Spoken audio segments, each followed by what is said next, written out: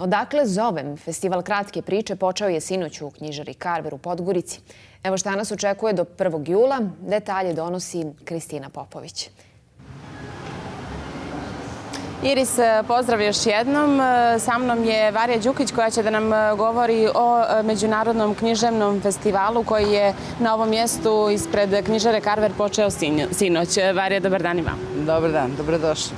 Dakle, sinoć je bilo otvaranje svečanog festivala. Kako je proteklo otvaranje i šta smo to imali priliku da vidimo? Dobro, ja imam priliku da kažem. Otvaranje je samo jedna manifestacija koje se svi držimo. U stvari sadržaj otvaranja su u stvari ono sve što slijedi. I meni se čini da je samo to uz podršku Ministarstva kulture i glavnog grada Podgorice i evo našeg učesnika festivala bilo značajno i zanimljivo i za sve goste. Važno je da se to vidi, da imamo tu podršku i da imamo tu sigurnost. Ovo je 11. festival, dakle počeo je sinoć s jednim programom koji je pratio moto ili neki slogan koji smo dali ove godini festivalskoj događaj slobode. Meni se činilo da nekako navodim na tu temu mnoge situacije učesničke u smislu autora, njihovih poetika, u smislu njihove hrabrosti da u javnom govoru budu zaista jedinstveni, u smislu toga da evo, svi naši gosti gotovo ovogodišnjeg festivala predstavljaju bilo iz domena stvaralaštva književnog, bilo iz domena stvaralaštva publicističkog, bilo filmskog, umjetničkog. Na neki način jesu osobe koje pronalaze svaka svoj put da njihovo djelo, njihov izraz dopre što dalje. U 21:30 večeras imamo nešto na što smo svi jako osjetljivi.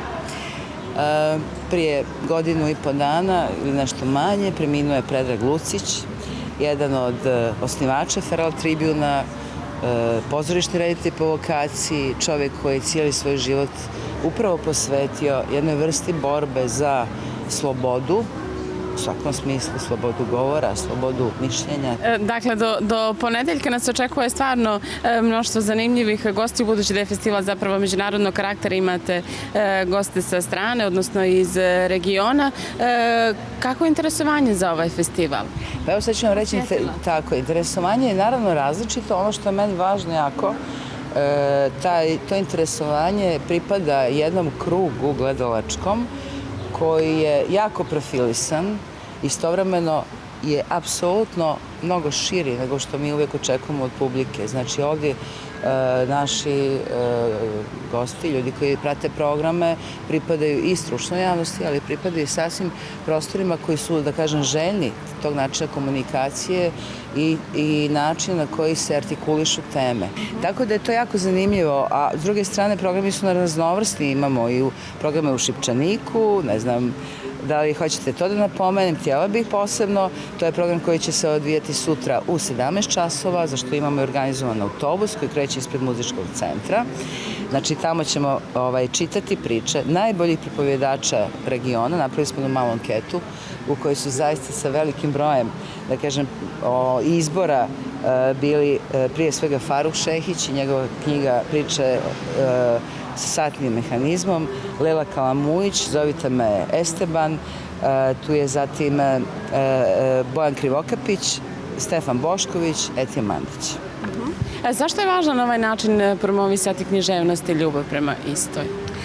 Jako je važno učiniti književnost prosto ne samo pristupačnom u smislu mogućnosti kao što ovdje imaju ljudi, mogu da kupe knjige iz Hrvatske, iz Bosne, iz Albanije, iz Srbije, nego je jako bitno da publika sebe doživi kao centar svijeta. Odnosno da sopstveni doživljaj tog nekog književnog dijela sugerišemo da to autor čini neposredno, da mi činimo neposredno njegovo književno dijelo, da interpretiramo na razne načine, kroz audio forme, kroz male, kratke filmove i tako da. Varija, hvala vam puno na ovom razgovoru. Hvala vam. Iris, bila je to Varija Đukić koja nam je govorila o književnom festivalu. Mi ćemo evo još jednom da kažemo da će 11. Međunarodni književni festival trajati do 1. jula upravo ovdje na platovu ispred knjižare Karver. Mi se sada odjavljujemo i vraćamo se kod tebe u studiju.